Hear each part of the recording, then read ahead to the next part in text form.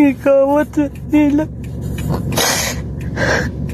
Patindi ng patindi ngayon ang isyo na kinasasangkutan ng hari ng padala. Babala sa lahat ng Pilipino, mag-ingat kayo dahil nakakaalarma ang nangyayaring nakawan na nagaganap ngayon sa LBC. Dahil hindi pa rin pala natigil ang galawang ito kahit napakadami ng nagrireklamo, lalo na mga OFWs na ninanakawan ang mga balikbayan box. Ngayon sunod-sunod ang reklamo po sa social media ng iba nating mga kababayan dahil sa ninakaw di umano ang kanilang mga gintong alahas. Ayon dito sa unang post ng isa nating kabayan, nagpadala umano sila via LBC pero ninakaw ang mga gold items na nagkakahalaga ng 241,000 pesos at pinalitan nila ng coins. Sa isang video, ipinakita nito sa publiko ang pagbukas ng parcel ng ating kabayan sa harapan mismo ng staff ng LBC.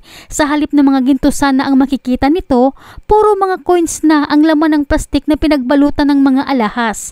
Ganito katindi ang mga magnanakaw na ayon kay kabayan, mga walang hiya, hindi lumalaban ng patas. Kaya ugaliin niyo mga kababayan na kuhaan ng video ang mga parcel o balikbayan box pag na-receive nyo at kapag bubuksan ninyo para may ebidensya kayong maipakita. Huwag kayong magpakampante dahil bumabalik na ngayon ang mga magnanakaw na dating nananahimik noon dahil wala na silang kinakatakutan ngayon. Samantala, umiyak naman ang isa natin kababayan matapos matuklasan na wala ng laman ang box na dineliver sa kanila ng LBC.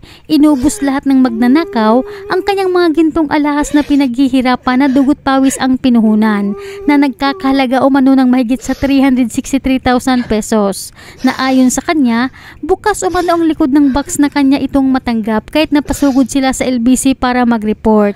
Ani kay kabayan, lumaban ako ng patas tapos ganito lang kadali nakawin ang pinaghihirapan ko. Dagdag pa nito, sa tinagal-tagal umano niyang transaksyon sa LBC, ngayon lang nangyari ang ganito kaya umayak ito ng sobra sa sama ng loob nito sa LBC na kanyang pinagkakatiwalaan. Nakukawit ang alahas. Gikawat sa LBC. Yawa sila. Ay, 500,000 to.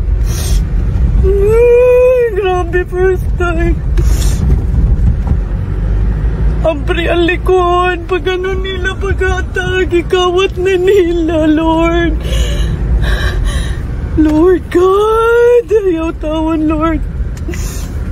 Grabe akong paningkamot, Tato Lord. Grabe. Kaya mag-ingat kayo mga kababayan dahil napakadelikado ng panahon ngayon. Di talaga matigil-tigil itong issue na nakawan sa LBC. Kaya piliin nyo ang courier na ipagkatiwala mo ang bagay na ipapadala mo. Hanggang dito na lamang po, mag-ingat po kayo palagi.